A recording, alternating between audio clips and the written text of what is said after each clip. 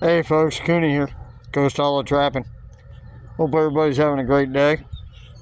Anyway, I just wanted to show you a little tip that I do and for rigging up my traps.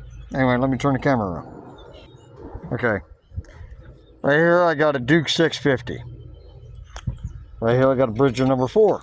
These are some of the new traps I just bought. But anyway, what I do, I'm going to rig up half of these on drags and half of them on earth anchors. Now for earth anchors, a lot of guys will just come off of that short 8-10 inches of chain and go straight earth anchor. Okay, now granted, yes, a lot of animals get caught with that. I'm not knocking it, but what I have found is better, and it is lighter to pack, especially if you're backpacking in. But what I do is I run a total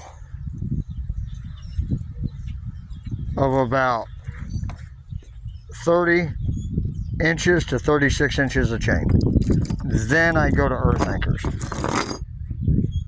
Let me turn the camera on. The reason being, I run 30 inches to 36 inches of chain on earth anchors is this. If you got a short chain like I showed you at first, that coyote can actually, especially coyotes, they can get up on top of that anchor and they can actually, or your stake, okay, if you're double staking with it, cross staking and everything, doing that, they can actually jump on top, basically above it, and basically pump your stake or your anchor. But with that length of chain, it'll keep them off to the side to where they're pulling horizontally, and it's almost impossible for them to pull out like that. And that'll, actually give you the catch circle and everything like that. But it works better for me. Like I said, so a lot of guys go with the short chain and an earth anchor, and it works for them. But it's just through my experience that I'm sharing my tip. Anyway, the rest of them, the drags, it's going to come off the typical 8 inches of chain, go to a swivel to a quick link, and it'll hook to 10 foot of chain with about 4 swivels and a drag. My drags are about 3 pounds. I like a little weight to my drags, 3 to 5 pounds. And they, I make all my own drags. They're basically modeled after, a lot of them are modeled after the saber-tooth style drags. But because here in my part of Oklahoma, I got a lot of old reclaimed coal pit land from back in the coal mining days, and it's really rocky, and it's actually, I think, where God grows rocks. But it's just easier to run drags, that way I'm not fighting rocks. And I've actually split pogo anchors, the washers, trying to drive them into the ground.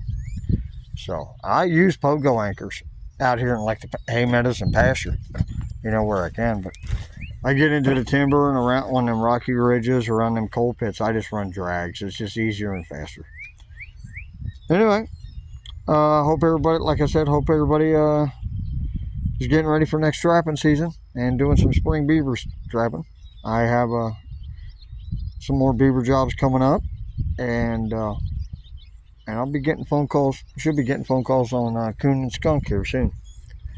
And anyway, hope everybody has a great day, and I hope these tips help make it easier for you or help you out in some way.